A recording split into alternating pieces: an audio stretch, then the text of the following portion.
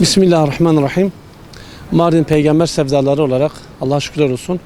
Bugün 10 ilçemizde ve yüzlerce okulumuzda siyer sınavı heyecanı yaşıyoruz. Rabbime sonsuz şükürler olsun, havada gayet çok güzel ve vatandaşlarımız şu an, çocuklarımız akın akın yarışmaya gidiyor.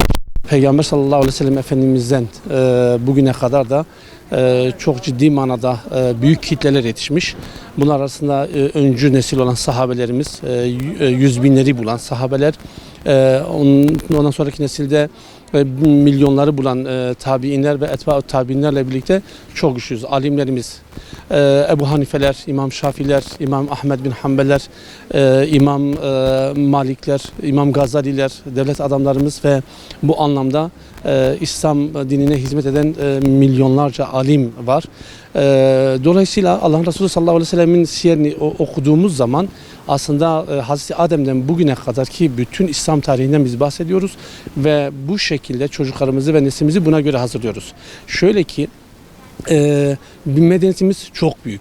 Bu medeniyeti ayakta tutan da Peygamber sallallahu aleyhi ve sellemin sünneti ve onun hayatıdır. Öte taraftan baktığımız zaman bizim medeniyetimizle kıyaslanmayacak kadar barbar ve vahşi bir medeniyet.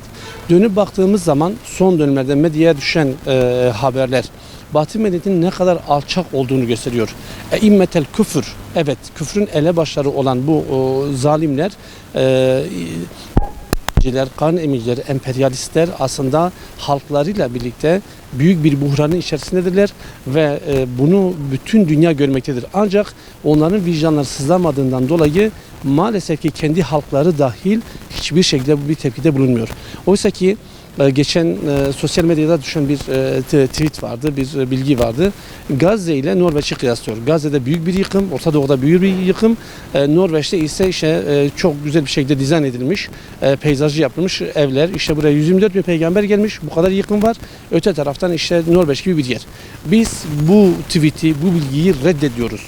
Batı'nın felsefesini reddediyoruz. Onların bütün filozoflarının bu düşüncesini reddediyoruz. Bir felsefe profesörü seminer vermişti bize. Diyordu Amerika medeniyetini veya Batı medeniyetinin çökebileceği neresi var ki? İşte 3 bina var. Sağda solda binalar var. İşte Helen uygarlığı. Öte taraftan işte Avrupa devletinin kurmuş olduğu uygarlık. Bunun çökeceği bir yer yok. Evet, siz çökmüşsünüz. Siz yerle bir olmuşsunuz. Sizin çocuklara, kadınlara, insanlara, erkeklere ve dünya halklarına yapmış olduğunuz zulümün bedelini insanlık şu an çok ağır bir şekilde ödüyor. Ve şunu biz çok iyi biliyoruz ki şu an burada minik bir kardeşimizin bu kitabı defalarca okuyarak ki duyumlar alıyoruz. Bazı çocuklarımız 10 defa okumuş. Kitap elinde eskimiş. Bu çocuğumuzun minik kalbini sizin bütün medeniyetinize, bütün filozoflarınıza, bütün felsefenize değişmiyoruz. Sizin bütün felsefecilerinizin getirmiş olduğu, olayı getirmiş olduğu nokta sadece ve sadece boş bir hayal, boş bir dünya ve boş bir yaşamdan ibarettir. Hiçbirinin bize adalet, cesaret, kahramanlık, diğergamlık anlamında bize verdiği tek bir şey yoktur. Dolayısıyla biz dönüp dolaşıp Allah'ın Resulü sallallahu aleyhi ve sellemin kurmuş olduğu medeniyetin, sünnetinin kurmuş olduğu medeniyetin, Kur'an-ı Kerim'in bize sunmuş olduğu medeniyetin farkına vardığımız zaman aslında bileceğiz ki biz ne kadar güçlüyüz. Hitlerlandığımızda 124 bin peygamber, yüz binlerce sahabe, milyonlarca tabi'in, etba-ı tabi'in alimlerimiz var iken neden ve niçin biz halen Batı medeniyetine böyle sıcak bakıyoruz? Neden halen biz onlara dayanıyoruz? Oysa ki biz sıkıldığımız anda, en ufak bir sıkıntı duyduğumuz anda gölgesine sığınacağımız bir Hasan el-Benna'mız var, Mevdudi'miz var, İkbal'imiz var, İskilipli Atıf'ımız var, Bediüzzaman'ımız var. Son dönem alimleri bunlar.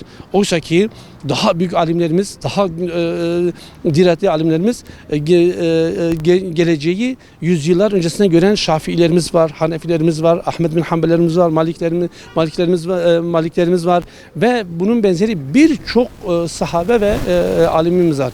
Dolayısıyla biz bu sene 12 bine yakın Mardin Peygamber sevdaları olarak kayıt aldık. Bundan sonraki yıllarda çok daha yoğun bir kayıt yapılmasını biz umuyoruz, tavsiye ediyoruz. Sebebi de şudur ki bizim tek çıkar yolumuz Resulullah sallallahu aleyhi ve sellemin siyeri ve Peygamber sallallahu aleyhi ve sellemin hayatıdır ve onun getirmiş olduğu Kur'an'dır. Kur'an-ı Kerim'in adaletidir. Kur'an-ı Kerim'in her bir ayetinin Resulullah sallallahu aleyhi ve selleme, onun hayatına, onun hayatına vermiş olduğu hengimiz, düsturumuz ve mizanımız yoktur. Bu vesileyle bütün ailelerimize bizim söyleyeceğimiz odur.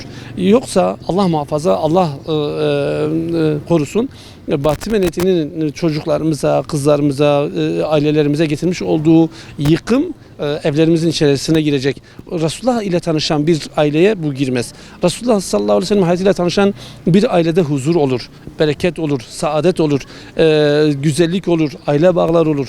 Resulullah'ın olmadığı bir toplumda ise yıkım olur ki bu yıkımı her birimiz artık yavaş yavaş hissediyoruz.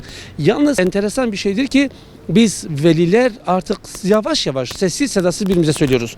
Neler oluyor ailelerimize, çocuklarımıza? İşte bu işin neler oluyorun çözümü Resulullah sallallahu aleyhi ve sellemin hayatını öğrenmek, bilmek, yaşamak ve onun hayatını sallallahu aleyhi ve sellemin hayatını bütün nesillerimize aktarmaktır.